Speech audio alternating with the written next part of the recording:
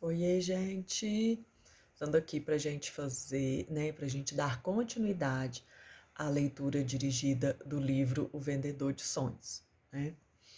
Antes de começar, quero pedir para vocês para curtir, para curtir o vídeo, quem achar que o vídeo foi legal, para se inscrever no canal, porque isso me ajuda muito. Se vocês achar que, que essa leitura está sendo boa, que está ajudando vocês, que está sendo bom, compartilhe os vídeos para dar uma ajudinha aqui para mim no engajamento, tá bom? Então vamos lá.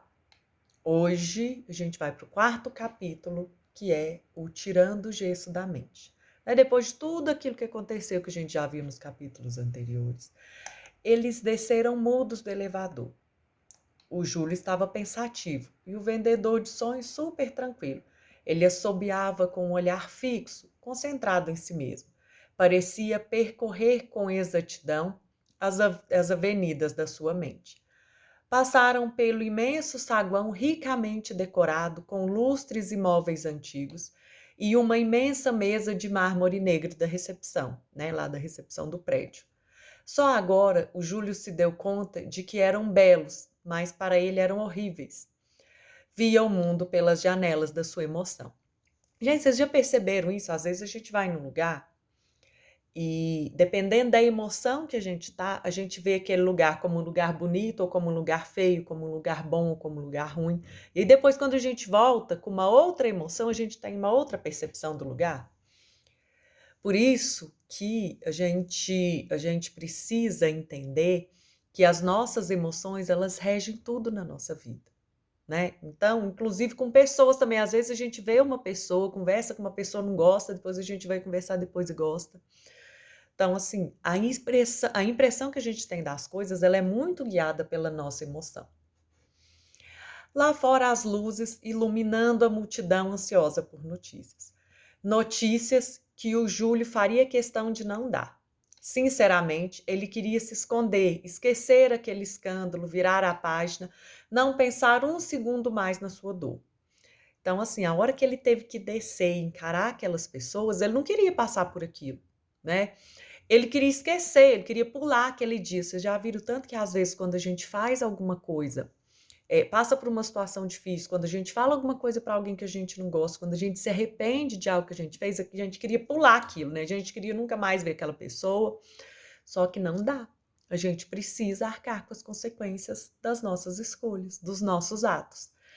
E consciente que ele chamava a atenção porque ele queria desistir na vida, ele escorregou na lama da vergonha. Então, tudo aquilo que ele estava passando naquele momento é porque ele pensou em desistir da vida. Mas não podia se teletransportar. Tinha que enfrentar os olhares da plateia. Por instantes, ele teve raiva de si mesmo e pensou: existiam tantas alternativas para enfrentar a minha crise, por que não as escolhi? Mas a dor nos cega e a frustração nos emburrece. Então, naquele momento, ele começou a pensar que ele estava passando por aquilo tudo, por aquela vergonha, porque ele escolheu o suicídio, a tentativa de suicídio, enquanto ele tinha 1 milhão de possibilidades do que ele poderia fazer. Né? E por que que naquele momento ele não escolheu as outras alternativas? Porque a gente faz o que a gente dá conta naquele momento. Ele escolheu o que ele deu conta naquele momento porque era um momento de desespero, ele não via saída, né? Ele não estava naquela condição que ele está agora. Né? Então, todas as vezes que a gente se julga, que a gente fica pensando, sempre pensar, não, eu fiz o que eu podia fazer com o que eu sabia. E é sempre assim, a gente sempre faz o melhor que a gente pode com as condições que a gente tem. Quando eles saíram do edifício São Paulo e romperam o cordão do isolamento, ele queria tampar o rosto e sair rapidamente, mas era impossível, porque a aglomeração era enorme, não tinha espaço para correr. A imprensa estava presente e queria informações. Então ele teve que ir, né? Não teve jeito. O vendedor de sonhos, para não o constranger, evitava dar informações. Ninguém sabia o que realmente aconteceu no alto do edifício. O rico embate que teve com esse misterioso homem ficou alojado somente na sua mente. À medida que escaparam dos meios de comunicação e começaram a andar no meio da multidão, ele se assustou, porque eles foram tratados como celebridades. Ele se tornou famoso pelos motivos em que ele menos queria. Para o homem que o seguia, né, o vendedor de sonhos, o culto à celebridade era uma das mais notáveis de que haviam construído um grande manicômio global. Então, assim, se tudo aquilo fez com que eles virassem celebridade, para o vendedor de sonhos era uma prova de que o mundo virou um manicômio mesmo. Ao longo da caminhada, ele os questionava. Afinal de contas, quem merece mais aplausos? Um lixeiro anônimo ou um ator de Hollywood? Quem é mais complexo, né, na sua mente? Quem é mais indecifrável na sua história? Não há diferença, ambos. Mas os normais acham isso uma heresia. Então, todo mundo é igualmente interessante, todo mundo tem uma vida, né, com coisas de se orgulhar, com coisas de se envergonhar. Todos somos especiais, independente de quem a gente seja, independente de por que a gente chama atenção. Vendo-se constrangido pela multidão, que excitava, os enchia de perguntas, querendo explicações sobre o que aconteceu no alto do edifício, aquele homem inteligente mudou o foco das pessoas. Em vez de tentar sair discretamente, levantou as mãos naquela algazarra e pediu silêncio, que só veio depois de muito tempo. E o Júlio pensou, lá vem mais um discurso perturbador. Mas o forasteiro era mais excêntrico do que ele imaginava. Sem dar explicações, pediu que todos fizessem uma grande roda, o que foi difícil, pois as pessoas se apinhavam, né? Estava muito cheio, então ninguém queria dar passagem para ninguém. E para surpresa de todos, o vendedor de sonhos entrou no meio da roda e começou a dançar uma dança irlandesa. Ele se agachava, jogava os pés para o alto e se levantava pouco a pouco, fazendo o mesmo movimento. E ao mesmo tempo, ele emitia sons eufóricos, né? Sons de alegria, de felicidade. E o Júlio não conseguiu deixar de pensar. Um intelectual não teria essa reação, e se tivesse vontade, não teria coragem. Maldito preconceito. Pouco tempo antes, ele quase me matara, mas os preconceitos ainda estavam vivíssimos. Era um normal enrustido. Então, assim, a hora que o vendedor de sonhos começou a dançar, o Júlio ficou com vergonha. Por quê? Porque ele era um normal enrustido, né? Ele tinha, para ele tinha que ter uma imagem, aquela imagem tinha que sobressair, e era o que todos os intelectuais faziam, né? Então ele pensou, meu Deus, se fosse um intelectual que nunca teria feito isso. Por quê? Porque a gente tem preconceito, a gente não quer que as pessoas a gente tem muito medo do que as pessoas pensam. Então, às vezes, a gente deixa de fazer coisas que a gente gosta, coisas que deixam a gente feliz, porque a gente fica com medo do que é que os outros vão pensar.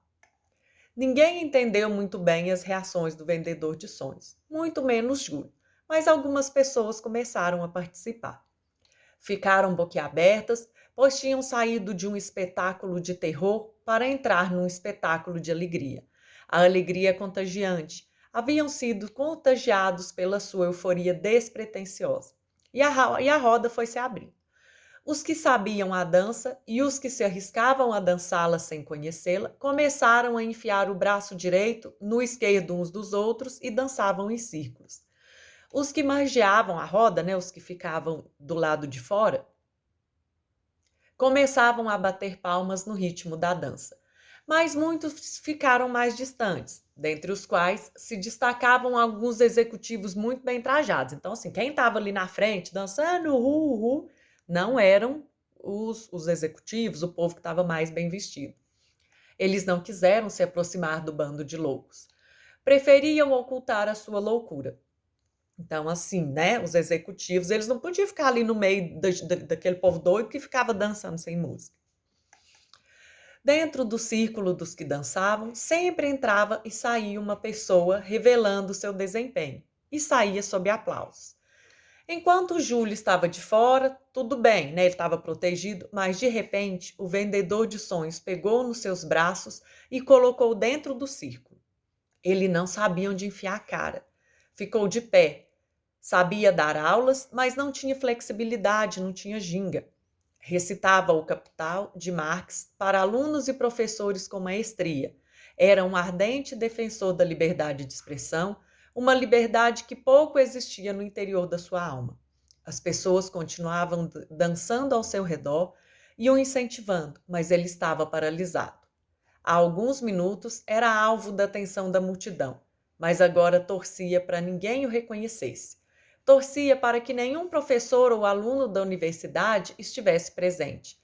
Não se importava em morrer, mas o incomodava o vexame. Que loucura! Descobri que sou mais doente do que imaginava. Então, assim, a hora que o vendedor de sonhos colocou ele dentro da roda, ele travou, porque ele ficou com vergonha. Ele pensou assim, meu Deus, pensa se alguém que me conhece me vê aqui fazendo isso, o que é que esse povo vai pensar de mim? E aí ele percebeu que ele era muito mais doente que ele imaginava, que ele não era tão sábio, não era tão inteligente, que ele não era defensor da liberdade de expressão, né? Coisa nenhuma, porque ele tinha vergonha de fazer, né? De fazer o que todo mundo estava fazendo, porque todo mundo ia achar o quê? Que ele era louco, e ele não queria que todo mundo o visse como louco. Apesar de ser isso que ele deveria ter feito e o que ele queria fazer. Era discreto, contido, sereno, tinha voz dosada, pelo menos quando não era contrariado. Não manifestava alegria em público. Não sabia improvisar, estava infectado com o vírus dos intelectuais, que é o formalismo. Tudo certo, tudo fétido. A multidão olhava, esperando que ele se soltasse, mas ele estava enraizado na sua timidez. Então, todo mundo ficou olhando ali, esperando ele entrar, ele dançar, mas ele ficou paralisado, porque a timidez e o preconceito dele não deixou com que ele entrasse ali e participasse daquele momento com aquelas pessoas. E aí, de repente, mais uma surpresa. O bêbado que apontava os dedos para o alto apareceu, enfiou o braço esquerdo no direito do Júlio e o empurrou para dançar. Além de ter um bafo insuportável, o miserável dançava mal, quase caía, e ele tinha sempre que segurar. Vendo-se engessado no meio da bagunça, ele parou de dançar, olhou para Júlio, deu um beijo nele e falou: "Se solta, cara, o chefe dos ETs te salvou, essa festa é para você." E Júlio foi alvejado no centro do seu orgulho. Raramente ele se viu com tanta vivacidade e espontaneidade em frases tão curtas. Nesse momento, ele teve um grande insight. Veio à sua mente o texto da parábola de Cristo a respeito da ovelha perdida. Ele a havia lido e interpretado como sociólogo e achava um absurdo ele deixar 99 ovelhas para ir atrás apenas de uma. Os socialistas sacrificaram milhões de pessoas em torno de um ideal, mas esse Cristo quase enlouqueceu por um ínfimo ser humano e endoidou de tanta alegria quando o achou. Criticava seu romantismo exagerado, mas agora o vendedor de sonhos manifestava a mesma alegria. Só depois que o cambaleante alcoólatra o beijou, ele percebeu que estavam festejando por ele. O bêbado estava mais sóbrio do que ele. Estava embasbacado. Nunca pensou que fosse possível que um estranho desse tanta importância para um desconhecido. Ele estava perdido e foi achado. Estava morto e foi resgatado. O que mais ele poderia querer? Não deveria ele comemorar? Então mandou as favas do seu formalismo, jogou para o alto seu status de intelectual. Ele era normal e, como muitos normais, sua loucura era oculta, disfarçada. Precisava ser espontâneo e se soltou. Então, na hora que aquele homem beijou ele, falou que aquilo tudo ali era para ele, aí ele lembrou da parábola e começou a pensar que o vendedor de sonhos fez a mesma coisa por ele. Né? Ele estava alegre, ele estava dançando, ele fez todo mundo dançar, fez todo mundo ficar alegre, porque ele estava vivo por uma pessoa só. Uma pessoa que ele não conhecia, que até aquele momento ele não tinha visto. E isso fez ele mudar totalmente a visão dele e o comportamento. E aí ele se soltou e enfiou lá no meio do povo. O mestre havia enfatizado que o coração não reclama motivos para pulsar. O maior sentido para continuar vivo é estar vivo, é a insondável existência. Na universidade, havia esquecido que grandes filósofos escreveram sobre o sentido da vida, a política do prazer e a arte do belo. Considerava tais pensamentos filosóficos desprezíveis frases de autoestima. Era preconceituoso. Percebeu agora que precisava bebê-los. Foi a primeira vez em que dançou sem ter uísque na cabeça. Precisava de uma vírgula para continuar respirando. Raramente se sentiu tão bem. Os normais eram tão famintos de alegria que, quando encontravam um maluco que lhes tirasse o gesso da emoção, relaxavam e brincavam como crianças. Homens de gravata dançavam, bem como mulheres de longo e de mini-saia. Crianças e adolescentes também caíram na gandaia. Nesse momento, apareceu uma velhinha dançando feliz da vida com a sua bengala. Era a senhora em cima da qual Bartolomeu tinha caído. O seu nome era Jurema. Tinha 80 anos muito bem vividos. Quem imaginasse que ela estava capengando pelos ditosos anos se enganava. Estava melhor de forma do que o Júlio. Saúde ótima, a não ser por leves sintomas do mal de Parkinson. Sabia dançar como raras pessoas.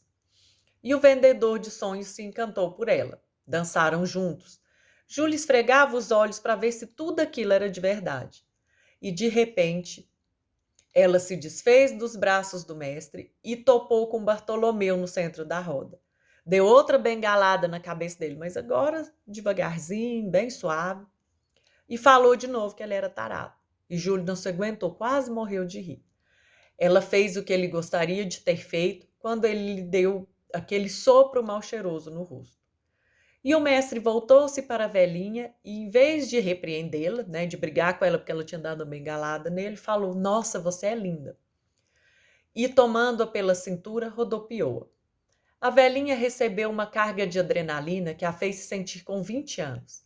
Por instantes, Júlio achou que o vendedor de sonhos estava sendo falso. Mas depois ele começou a pensar: quem disse que ela não era maravilhosa? O que é ser bonito? Às vezes a gente fica tão envolto ali nos padrões sociais, do que a sociedade fala, que é bonito, que é feio, que é bom, que é errado, que a gente perde a oportunidade de viver tanta coisa boa, né? Quem falou que para ser bonita a pessoa tem que ser jovem, tem que ser rica, tem que ter o cabelo liso, tem que ser loira, né? Todo mundo pode ser bonito do seu jeito. Enquanto ponderava, o alcoólatra, esperto que era, vendo que o elogio funcionava, chegou perto dela e começou a falar: linda, maravilhosa, deslumbrante, admirável. Pensando estar abafando, recebeu outra bengalada. E ela começou a falar: tarado, invertebrado, conquistador barato, cachorro. Bartolomeu enfiou o rabo entre as pernas, mas em seguida percebeu que ela estava brincando e derreteu-se. Fazia 50 anos que não a chamavam de linda, nem utilizavam adjetivos tão superlativos. Animadíssima, tomou o bêbado pelos braços e saiu dançando com ele, feliz da vida. E Júlio ficou impressionado. Conhecia o poder da crítica, mas desconhecia o poder do elogio. Será que os que usam esse poder corrigem mais, vivem mais e melhor? Então ele ficou confuso. Nunca vira tanta maluquice num dia só. Gente, a maioria das pessoas tem mesmo, essa ideia de que a gente tem que ficar, que a gente sempre tem que criticar, que a gente sempre tem que falar o que está errado. E quando que a gente vai falar o que está certo? Quando que a gente vai mostrar para aquela pessoa tudo de certo, de bom, de maravilhoso que ela está fazendo? Então, assim, a gente pensar, será que eu tenho mesmo que ficar criticando? Será que eu tenho mesmo que estar falando sempre o que está errado? Falando sempre para a pessoa o que ela tem que mudar? Ao invés de olhar para o que ela está fazendo direito, de olhar o que ela tem de bom e valorizar e falar o tanto que ela é bonita, o tanto que ela é especial, o tanto que ela é inteligente. Ao longo da caminhada, o homem que se seguia ensinou que os pequenos gestos podem ter tanto ou mais impacto que os grandes discursos. Em suas aulas ao ar livre, constatou que suas reações e seu silêncio penetravam mais do que as técnicas multimídia. Intuitivamente, sabiam que ele guardava grandes segredos, mas ninguém ousava perguntar, pois ele os tirava à roupa com seu método socrático. Transformou-se no especialista em fazer da vida uma festa, até quando havia motivos para se contorcer de raiva ou se autopunir. E ele os dizia sempre: felizes os que dão risada das suas tolices, pois deles é a fonte do relaxamento. E Júlio detestava pessoas tolas que davam respostas superficiais, mas no fundo era uma pessoa saturada de tolices. Tinha muito o que aprender para dar risada de si mesmo. Tinha muito o que aprender sobre a arte de desanuviar a cabeça, uma arte desconhecida no templo acadêmico. A universidade que ele ajudou a promover formava alunos que não sabiam olhar para si mesmos, detectar sua estupidez, se soltar, chorar, amar, correr riscos, sair do cárcere da rotina e muito menos sonhar. Ele era o mais temido dos professores, uma máquina de criticar. Entulhava seus alunos de crítica e mais crítica social, mas jamais ensinou algum deles a curtir a vida. Claro, ninguém pode dar o que não tem. A sua vida era uma droga. Tinha orgulho da sua ética e honestidade, mas começava a descobrir que era antiético e desonesto consigo mesmo. Felizmente, estava começando a aprender a expelir os demônios que engessavam a sua mente e os transformar num sujeito quase insuportável. Então, ali ele começou a perceber o que é que fazia dele aquela pessoa tão triste, aquela pessoa tão amargurada, aquela pessoa que fazia tanto mal para quem estava perto.